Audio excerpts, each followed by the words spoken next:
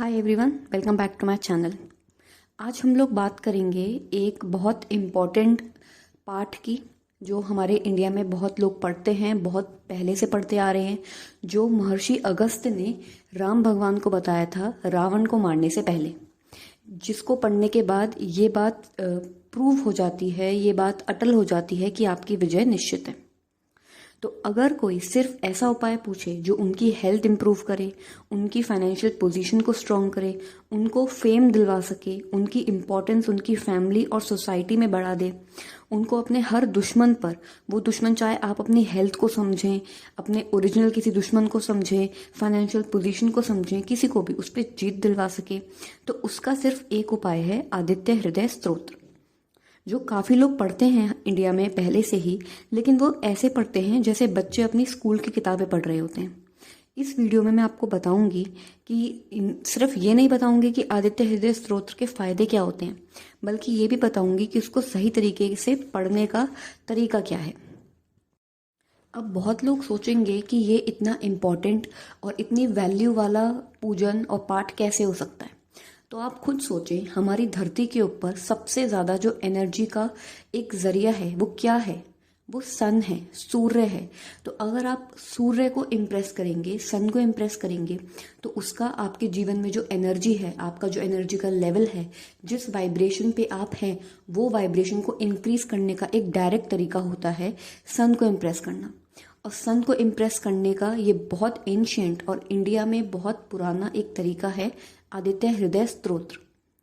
अब सबसे पहले आदित्य हृदय स्तोत्र में हृदय शब्द आता है, ऐसा क्यों?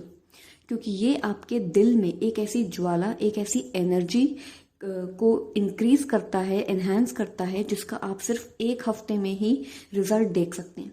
इसका एक हफ्ते सही तरीके से पूजन करने से ही आप देखेंगे कि आपके शरीर में बहुत फुर्ती है, बहुत एनर्जी है, आपको थकावट नहीं हो रही, छोटे मोटे दर्द महसूस नहीं हो रहे हैं, आपकी आंखों में चमक आएगी, आसपास के लोग आपसे इम्प्रेस होने लग जाएंगे, आपकी बातों को इम्पोर्टेंस देंगे।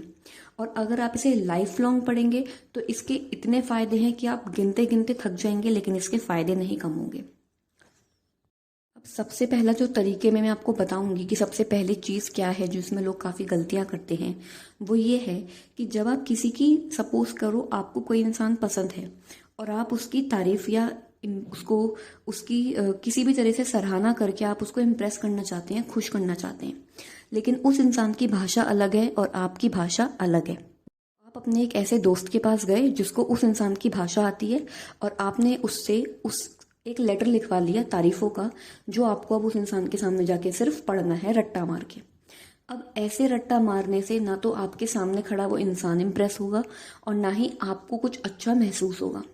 तो करेक्ट तरीका ये है, पहले आप उस इंसान की भाषा को समझिए। अगर भाषा नहीं समझ सकते, जो आपने लेटर लिखवाया है उसमें आपने जो लिखवाया है उसको समझिए। कहने का मतलब ये है, पहले आप नेट से ये देखिए कि इसका जो आप पढ़ रहे हैं मतलब क्या है, एक एक लाइन का, एक एक शब्द का अर्थ क्या है। जब तक वो ही नहीं समझ आएगा तो आप इमोशंस के साथ पढ़ेंगे कैसे? तो सबसे पहला पॉइंट हो गया है, आपको मीनिंग जानना है एक एक लाइन, एक एक वर्ड का। इसका एक सीधा फायदा ये होगा, अगर आप मतलब जान जाएंगे तो आपको पता होगा कि ये 3 बार क्यों पढ़ना है। कोई भी आकर आपको ये नहीं कहेगा कि इसको 3 बार करो वरना फायदा नहीं होगा, क्योंकि फिर आपके दिमाग में क्वेश्चन मार्क आएगा, क्यों मैं 3 बार क्यों पढूं। लेकिन अगर आपने इसको मीनिंग पर समझ रखा होगा तो ये क्वेश्चन पूछने की नौबत ही नहीं आएगी। एतत् त्रिगुणित्वम जप्त्वा युद्धेषु विजयिष्यति, ये लाइन इसमें आ रही है, जिस लाइन का मतलब खुद है कि 3 बार जो भी इस पाठ का वो करेगा, रिसाइटमेंट करेगा, बोलेगा, उसको हर एक दुश्मन के ऊपर विजय मिलती है। अब दूसरी बात, इसको पढ़ने से पहले आपको गणपति जी को याद करना है, क्योंकि हमारे यहाँ पे हम किसी भी कार्य को शुरू करने से पहले गणेश जी का आराधन करते हैं, उनको याद करते हैं, तो वो ज़रूरी है। दूसरा, आपको अपने इष्ट भगवान का स्मरण करना है, उनको याद करना है, जो भी आपके इष्ट भगवान हैं। उसके बाद आपको अपने कुल देवी कुल देवता को याद करना है, उनको नमन करना है, और फिर आपको इसका पाठ शुरू करना है। अब चौथी बात, वैसे तो सब लोग कहते हैं आपको इसका पाठ, आदित्य हृदय स्तोत्र का पाठ सुबह सुबह करना चाहिए, जैसे सूरज निकलता है वैसे। लेकिन पहले आपको जब वक्त मिले आप इसका तब पाठ करके देखें, क्योंकि इसके बेनिफिट्स ऐसे हैं। जब आप इसका पाठ करना स्टार्ट करेंगे आप खुद इतने चेंजेस देखेंगे कि आप खुद सोचेंगे कि यार मैं सुबह उठ के जल्दी इसका पाठ करूं तो क्या पता मुझे और भी ज़्यादा फायदे मिले। पांचवी बात यह है कि संस्कृत जो भाषा है थोड़ी सी टफ लगती है लोगों को, थोड़ी मुश्किल लगती है, इसलिए गलत बोलने से अच्छा है कुछ दिन आप इसको सुने।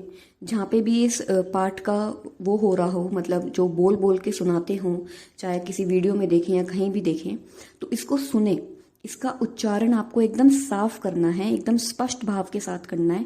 अपनी समस्या सूर्य भगवान को बताएं और पाठ करने के अंत में उनको पहले ही धन्यवाद दे दें कि उन्होंने आपकी समस्या हल कर दी, इसके लिए बहुत बहुत धन्यवाद। और अब निश्चित होकर बैठ जाएं, क्योंकि सूर्य भगवान आपका धन्यवाद बेकार नहीं जाने देंगे। तो ये था आदित्य हृदय स्तोत्र के बारे में थोड़ी सी बातें जो कि बहुत इंपॉर्टेंट है। अगर आप और कोई पूजा नहीं करते तो सिर्फ एक ये चीज़ करके देखिए, आपके जीवन में बहुत बदलाव आएगा, बहुत पॉजिटिव चेंज आएगा। आई होप आपको ये वीडियो पसंद आए। प्लीज़ लाइक और सब्सक्राइब ज़रूर करें।